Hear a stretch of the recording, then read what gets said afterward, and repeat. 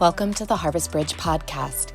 This platform allows you to hear directly from the local ministry leaders we support across South Asia and Myanmar, while also protecting their identities and shielding them from further persecution. Each year here at Harvest Bridge, we release a comprehensive impact report.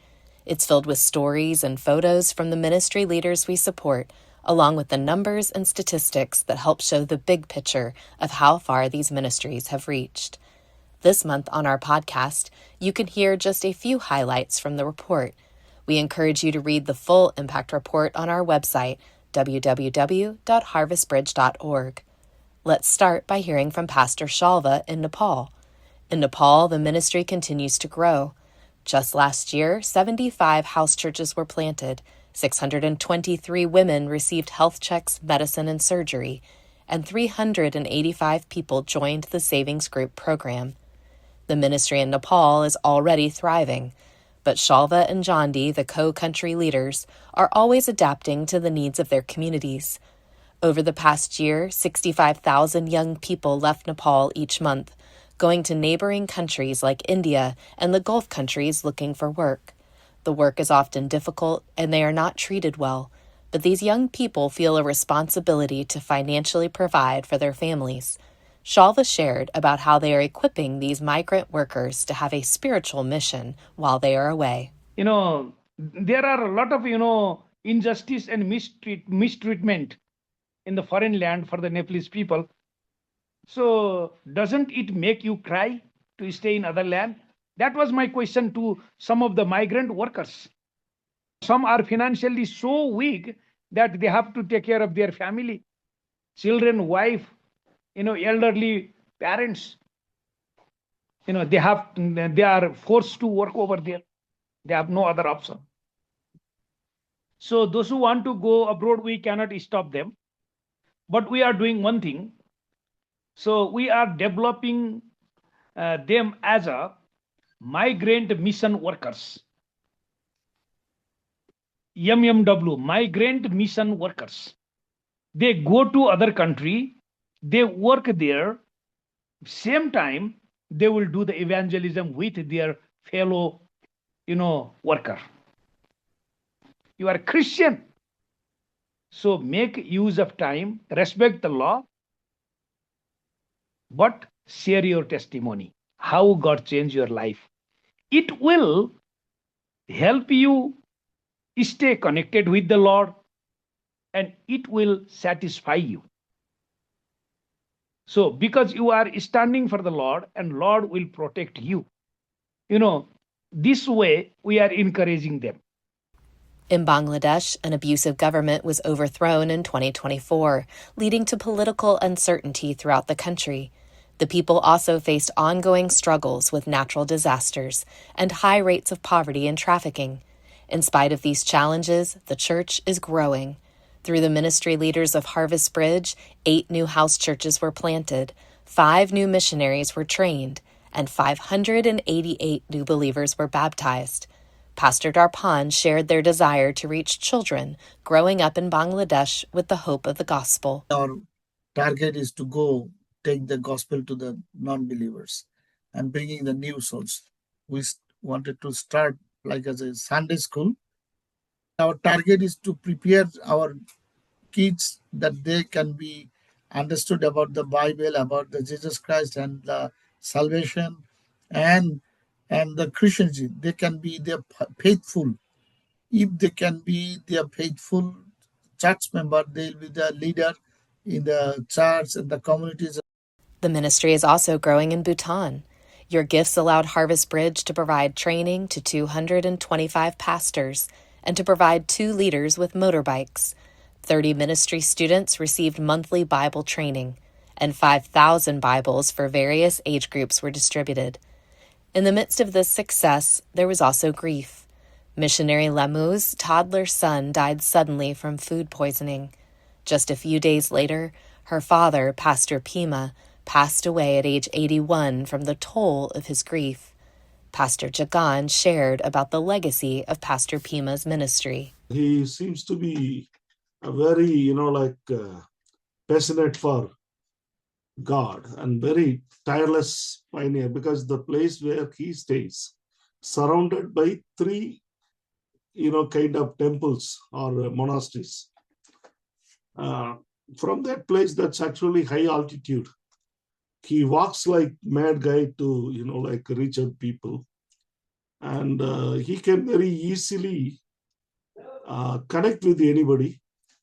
And another thing what I found is that some 10 years before I pumped up this idea into his mind in one meeting, we should not westernize things.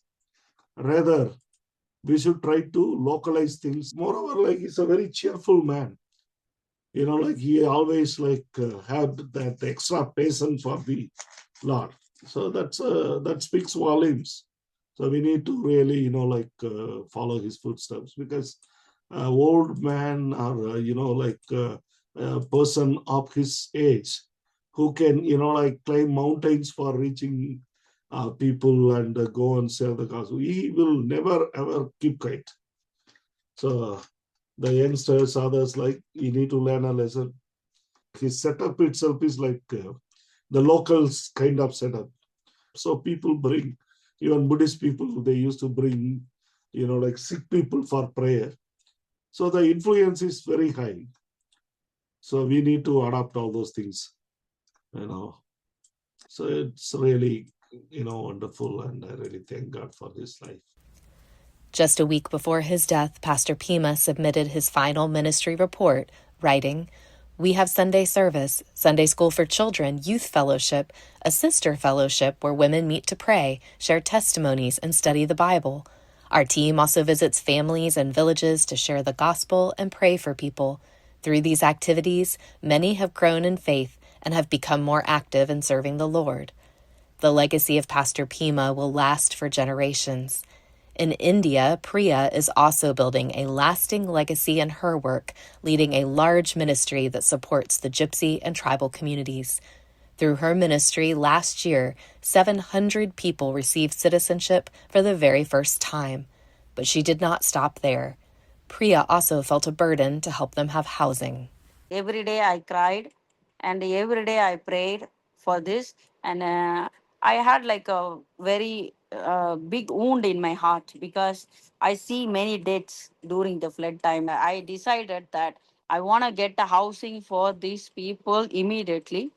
It is a very, very deep struggle that I applied for the housing project. Without God, because it's not possible. Many people attacked me, and they said, "Why you are helping for gypsies and tribes group?" But also, I never stopped with the prayer. Through her work, 256 families from 2 communities were granted the government-provided housing they were entitled to in 2025, and were also provided shelter and utilities while their homes were being built. The leaders in the Andaman Islands also experience regular persecution, and they are not letting it stop their ministry. Pastor Ram shared. After coming into the power of this present the BJP government, the people are more what he called opposing to the gospel. But even in Andaman, earlier there was no problem at all. But recently, one of the leader of that RSS, he came here and they conducted a meeting. And after that, people are getting some kind of what you call boost like that. Yeah, we have to what you call safeguard our religion. We should not allow them to come inside. Such kind of what you call the thought is going through the minds of the people. Your support allowed Harvest Bridge to provide monthly support for 20 leaders in the Andaman Islands. Their ministry led to the planting of 5 new house churches, 16 baptisms, and 30 students attending monthly Bible school training. The final country we will hear from is Myanmar. Myanmar continues to face the oppression of the junta military and the increasing conscription of their young adults. The dismantling of U.S. foreign assistance in 2025 had devastating impacts throughout the country, further compounded by the earthquake in March. Harvest Bridge was able to provide food and basic hygiene items for 2,520 families, or 12,600 people, affected by the earthquake and the war. and 34 families received funds to rebuild their homes. As families were forced to flee bombing by the junta, we provided funding for several months' worth of food and support for 94 children and their caregivers. Pastor Pan shared his gratitude for your support.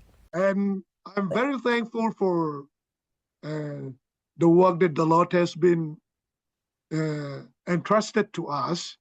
And it's been because of your help and prayer. I never thought that we would do such great things in 2025. And the earthquake victims that we have, and the war victims, the refugees that we'll have, and by the God's grace, we did more than expectation. I thank God for everything He has done through our lives in this challenging time. And Pastor Thong shared more about how much this support has meant to them. To be honest, we are afraid, but we are so thankful that you are all our backbone, who pray for us and support us. So we share whatever we get, I think there's a joy in, sharing. It's a sharing thing is a great joy. I always thankful God that He never abandoned us, And also thankful to the Lord, to you all for your concern and love.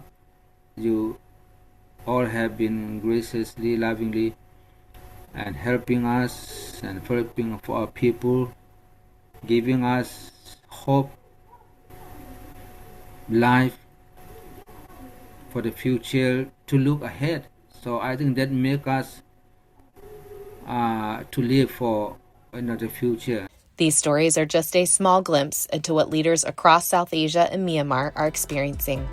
We encourage you to read the full impact report to see the full scope of their work. Your support is making a difference.